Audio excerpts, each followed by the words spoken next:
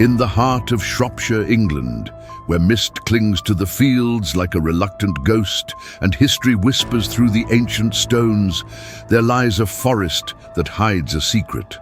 Not a secret of kings or queens, but of something older, something primordial, something that creeps on the border between our world and another much darker one.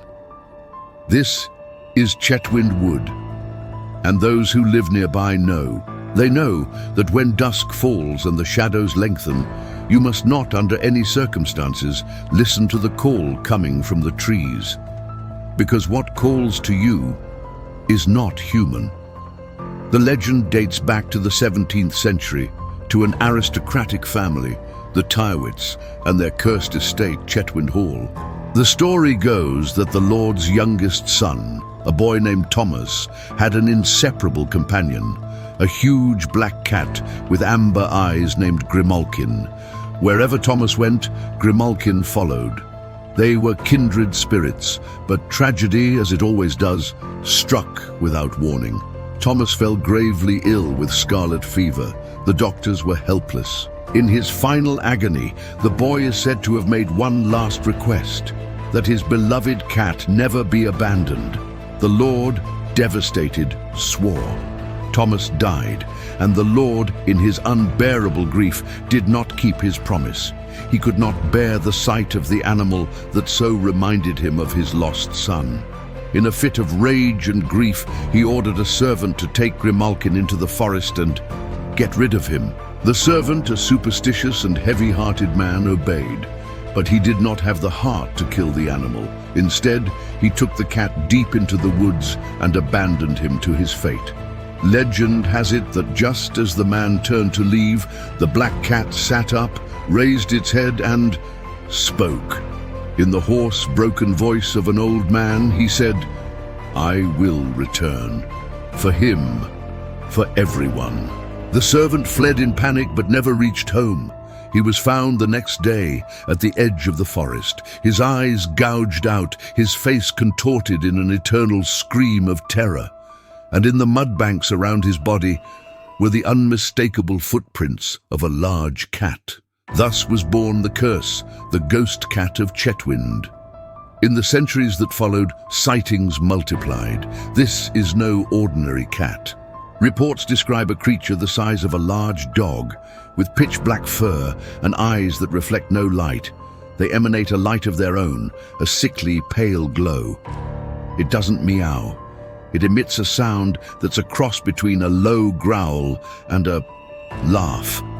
A dry, cruel laugh. But the most macabre thing isn't its appearance. It's its play. It doesn't attack immediately. He first toys with his prey. Travelers lost in the woods at dusk report hearing light footsteps behind them. They look back and see nothing. The footsteps continue, synchronized with their own, faster, closer, and then a whisper. They say he whispers your name with the voice of someone you love, a familiar, comforting voice that calls you into the darkness. Those foolish enough to follow the voice disappear. They are found days later, or sometimes never. The few bodies that are recovered are altered, marked by enormous claws, but the cause of death is never the wound. It is pure terror. Their faces are frozen in expressions of horror so profound, it is impossible to imagine what their eyes saw in their last moments of life. Legend says it is the spirit of Grimalkin, possessed by the rage of his betrayal, eternally hunting any soul that crosses his domain. He does not seek food. He seeks revenge. He seeks to replace the love he lost with the fear he can inflict.